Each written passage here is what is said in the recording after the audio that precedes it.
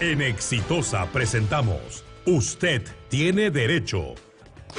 Estamos aquí en los estudios de Exitosa con la abogada especialista en Derecho de Familia, la doctora María Guzmán Coveñas. Doctora, ¿qué tal? Buenas noches. Buenas noches y muchas gracias por la invitación. Gracias por estar con nosotros. Gracias. El tema de hoy, ¿cuál es? El tema es la omisión e incumplimiento de la pensión de alimentos. ¿Qué hacer si el padre de mis hijos no me paga la pensión, no pasa la pensión? Así es, hoy día hemos visto en las noticias que más de 56.000 casos de omisión de asistencia familiar. Bueno, esto es sobrevenido a la pandemia. Entendemos que durante ese periodo, del 2020 al 2023, han habido despidos, han habido casos en que los padres no tenían para trabajar, pero eso no los exime de su obligación. Doctor, Claro. entonces, ante esa omisión e incumplimiento de la pensión de alimentos, ¿qué hago? Mira, la omisión a la asistencia familiar dice no a la omisión a los alimentos, sino a la asistencia familiar. Y como la familia es un bien protegido constitucional, se incurre en un delito llamado el delito de omisión a la asistencia familiar, en la cual el juez que vio el caso, juez de familia, está en la obligación de correr traslado al obligado, que es en este caso supongamos el padre, para que cumpla. Basta con 3 meses que no haya cumplido para poder ya iniciarse el delito. Entonces corre traslado a la otra parte para que pague. Y si no paga, va a tener que ir ya a la fiscalía a iniciarse el delito, ¿no? De omisión a la asistencia familiar. ¿Y qué es lo que implica una pensión de alimentos? ¿Es solamente los víveres para la casa? Porque algunos dirán, yo no voy a pasarte pensión, yo voy a dejarte de repente el mercado, ¿no? El recado para que tú cocines. ¿Qué involucra una pensión de alimentos? La pensión de alimentos, en primer lugar, es una obligación dineraria. Muchos creen que yo voy a llevar 2 tarros de leche, 1 kilo de azúcar, Un poco de pañales. un poco de pañales para que ella no coja el dinero o él no coja el dinero, ¿no? Sino que incurre en algo más. Vestimenta, alimentación, salud, alojamiento, educación para el futuro. Y recreación, ¿no? Inclusive ir al cine, deportes, todo aquello que haga necesario que este niño cumpla con este proyecto de vida, porque los alimentos es el segundo derecho constitucional, el primero es el derecho a la vida. Entonces, ¿cómo alguien va a prolongarse la vida si no se prolongan los alimentos? Entonces, cumplidos los 3 meses, si hay el incumplimiento por parte de quien tiene que entregar la pensión, la asistencia, ¿qué hago? Ya voy a la comisaría, voy al Poder Judicial, busco un abogado, le busco a la doctora Guzmán Coveñas para poder velar por el derecho de mi hijo, de mi hija. ¿Cómo actúo? Claro, hay 2 formas, como hemos mencionado siempre, de iniciar una obligación. Puede ser a materia de conciliación extrajudicial, fuera del Poder Judicial, o materia judicial. En ambos casos, tanto extrajudicial está la conciliación, el acta de conciliación, donde Juan está obligado a pasar una pensión X a María. Igual sucede con una sentencia en vía judicial. Ambas, cuando se incumplen, pasados los 3 meses, se acude al Poder Judicial. En este caso, la conciliación presentará una demanda que se llama ejecución de acta de conciliación, donde se le va a obligar al padre que pague esa pensión de alimentos. ¿Con esta acta de conciliación puede ir al Poder Judicial? Exacto, porque la conciliación tiene el efecto de una sentencia. Entonces, igual, salió una sentencia en un proceso, no está cumpliendo, yo el primer mes me apersono y le digo al juez, señor juez, está dejando de pasar alimentos. Segundo mes, en el tercer mes ya se incurre en el delito de la omisión de asistencia familiar, entonces el juez ya se desestima del caso y al ver que no ha respondido a la parte demandada, el obligado, ya lo pasa a la fiscalía. Y la fiscalía verá la manera de citarlo y poder inclusive llegar a una conciliación en fiscalía para que le dé ciertas prorrateos para pagar, puede ser el 50% o algunas modalidades de pago, ¿no? Bien, doctora Coveñas, queremos que la población pueda hacerle las consultas necesarias al 251-9422 y al WhatsApp 940-800-800. ¿Qué hacer si el padre o la madre? Porque muchos padres nos llaman para reclamarnos por qué todo es enfocado con el padre. El padre o la madre de mis hijos no pasa la pensión de alimentos. O también hay pensión de alimento entre cónyuges, porque hay muchas familias que no necesariamente tienen hijos. O también, como vimos al inicio, al hermano mayor también puede demandar. ¿O qué ¿no? pasa si quien recibe la pensión es el papá? Claro que sí, igual manera, porque El delito es la asistencia familiar. La familia no tiene sexo, la familia no tiene número. Puede ser una familia padre e hijos, ¿no? Una familia. Exacto, es una familia, hermanos, esposos, ¿no? Entonces, está en esa obligación. Ahora, quería aclarar que muchas personas se confunden devengados con, dice, tengo devengados, pero acá hay una línea de tiempo. Imaginemos, en enero se inicia la demanda, en julio sale la sentencia. En la demanda hasta la sentencia, es decir, han pasado 7 meses sin percibir alimentos. Entonces, esos 7 meses son los que está debiendo, eso se llama devengados. Una vez que sale la sentencia en julio, para adelante, ¿qué viene a hacer eso? La obligación alimenticia. Entonces, ambos se debe cobrar. Entonces, hay un proyecto de ley, le comento, que se ha presentado para que, ¿qué sucede? En la justicia peruana se comienza a contabilizar desde que el juez admite tu demanda. Pero si yo presenté en enero mi demanda y el juez lo envió porque había vacaciones judiciales en abril, son 4 meses que este niño no come. Entonces, este nuevo proyecto de ley está buscando que el día que se inicie la demanda, ese día comience a correr la obligación alimentaria. Me parece muy bien. Vamos con la comunicación del público inmediatamente ante ese tema importantísimo que estamos hablando en derecho de familia. Hola, ¿qué tal? Buenas noches. ¿Qué tal? Buenas noches con todos. Buenas noches, abogada. Mi consulta va justamente por lo que acaba de mencionar, tiene que ver con esto, acerca de la vigencia del asunto de pagar los devengados. Por ejemplo, puede darse el caso de que una persona, un padre en este caso, no haya podido o no haya querido cumplir con sus obligaciones con sus hijos menores, o se haya abandonado, o se haya ido al extranjero, lo que fuere, y los hijos menores crecieron, estuvieron a cargo de la madre, ¿no? Se lograron, estudiaron y todo, pero luego aparece el papá. Y simplemente quiere tomar contacto con los hijos y llevarse bien con ellos y todo bien, pero resulta que todo lo que significa el apoyo que debió brindar nunca lo hizo hasta la mitad nada más.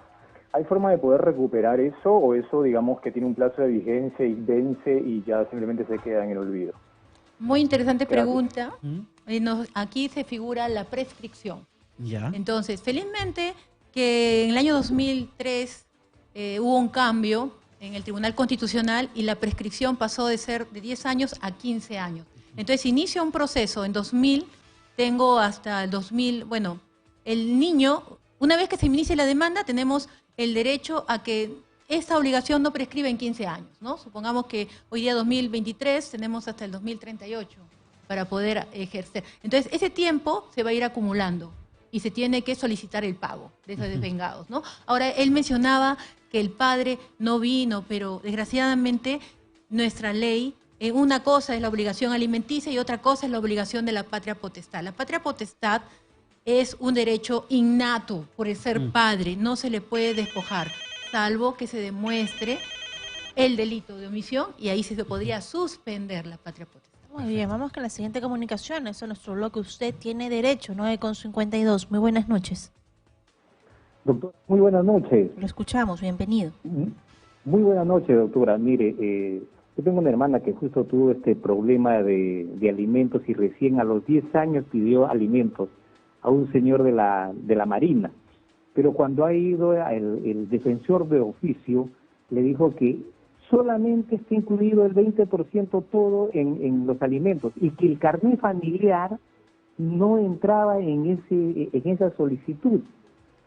No sé si ahora en la realidad todos los hijos son iguales ante la ley, ¿no? El carnet familiar yo creo que se da al hijo dentro del matrimonio o fuera del matrimonio.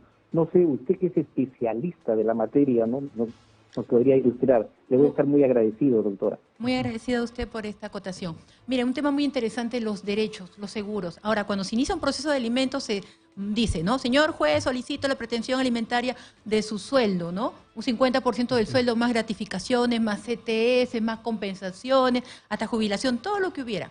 En este caso, el carnet de la Marina es un carnet que les da a los hijos ciertos servicios como es el servicio médico. Entonces el señor nos relata que a ellos, por ser hijos quizás no matrimoniales, no se les quiere dar.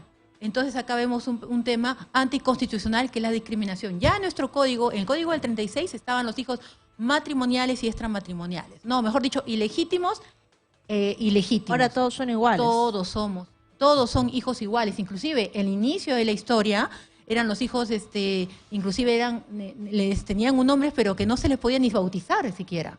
Y las madres que no estaban casadas, sus hijos no nacían en un hospital. Es por eso que nacieron las monjas, vinieron las monjas, por ejemplo, francesas, crearon el Hospital de la Maternidad de Lima para que esos niños vengan al mundo, porque eran considerados en nuestro derecho canónico, que es un derecho peruano, ¿no?, que se implantó aquí, eran hijos del pecado, ¿no? Ahora, otro tema interesante, la repartición. Por lo que me cuenta él, que le tocó solamente un 20%, es como una torta, imagínense que tenemos que repartirlo. ¿Hasta dónde tú podrías, por ejemplo, repartir tu sueldo? ¿Con cuánto te quedarías? Si eres casado, hasta te quedarías con un 40%, porque la mitad de tu sueldo iría para tus hijos y el 10% iría para tu esposa, siempre y cuando se demuestre que no está en condiciones de trabajar. Ahora, la obligación alimentaria es para ambos, para mujer y varón.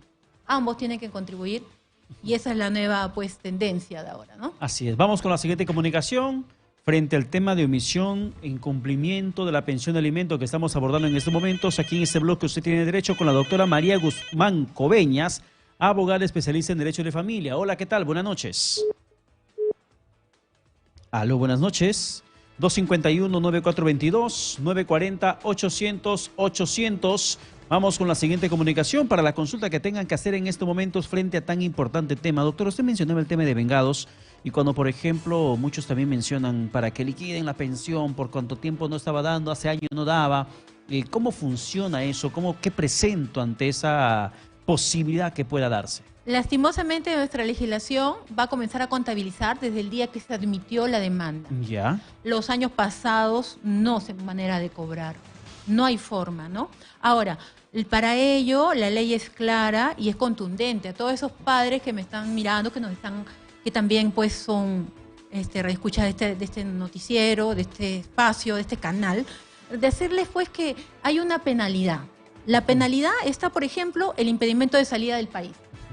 Segundo, entrar a un registro que se llama el registro de padres morosos, que tiene como consecuencia impedirles un crédito, por ejemplo, financiero, ¿no? ¿Cómo le podemos dar un crédito a una persona que, sabiendo que tiene una obligación moral con sus hijos, no menos va a cumplir con un crédito, ¿no? En este caso, de un préstamo, ¿no? También como es un delito, va a tener antecedentes penales e inclusive se puede pedir el pago de una reparación civil e indemnización, e inclusive si esta persona tiene bienes, se pueden embargar para poder hacer efectivo esta obligación, ¿no?